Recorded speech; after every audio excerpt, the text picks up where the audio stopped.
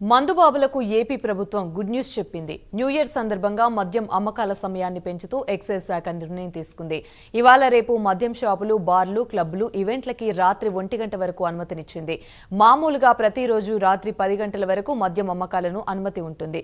కానీ new year వేడుకల నేపథ్యంలో మద్యం వినియోగం ఎక్కువగా ఉంటుందని ప్రభుత్వం ఈ నిర్ణయం తీసుకుంది.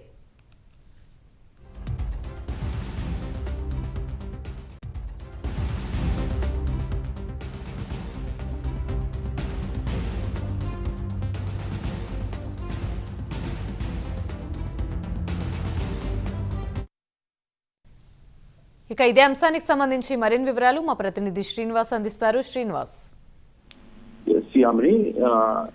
కొత్త సంవత్సరం అంటే రాబోయే సంవత్సరం అంటే ఈ రోజు రేపటి నుంచి 2025 నూతన సంవత్సరం సందర్భంగా రాష్ట్ర వ్యాప్తంగా కూడా ఈ రోజు రేపు 2 రోజుల పాటు కూడా అర్ధరాత్రి వరకు మద్యం షాపులు విక్రయాలు జరిగేలా కూడా ఎక్సైజ్ శాఖ నిర్ణయం తీసుకుంది. ఈ 2 రోజుల పాటు అంటే మామూలుగా వాళ్ళకు రోజు వేళల కంటే ఈ రోజు రేపు న్యూ ఇయర్ సందర్భంగా కూడా 2 రోజుల పాటు ఏపీలోని అన్ని మద్యం దుకాణాలు అలాగే బార్లలో కూడా రాత్రి 12 గంటల వరకు కూడా మద్యం విక్రయాలు జరిగేలా కూడా ఎక్సైజ్ శాఖ నిర్ణయం తీసుకుంది. ఈ మేరకు కూడా సంబంధిత షాపుల యజమాన్యాలు కూడా వాళ్ళకు సమాచారం ఇచ్చారు.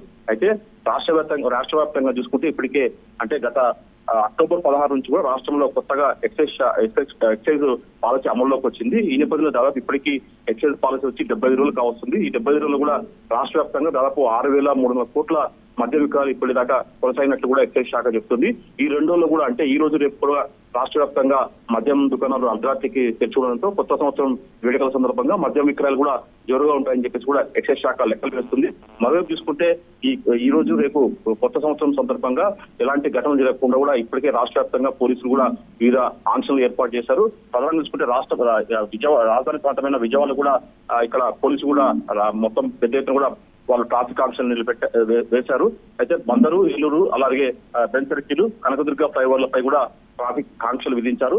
యువత నిబంధనలు పాటించకపోతే ఖచ్చితంగా కఠించడం తప్పని చెప్పేసి కూడా విజయవాడ సిపి రాజశేఖర బాబు ఇప్పటికే హెచ్చరించారు. మొత్తం చూసుకుంటే ఓవైపు మద్యం అమ్మకాలు జోరుగా, మరోవైపు కూడా పోలీసులు ఎలాంటి సంఘటనలు జరగకుండా పెద్ద ఎత్తున కూడా ఈ రోజు రేపు పెద్ద ఎత్తున బందోబస్తు అలాగే పోలీసు ఆంక్షలు విధించారు. యామిని. Right, thank you.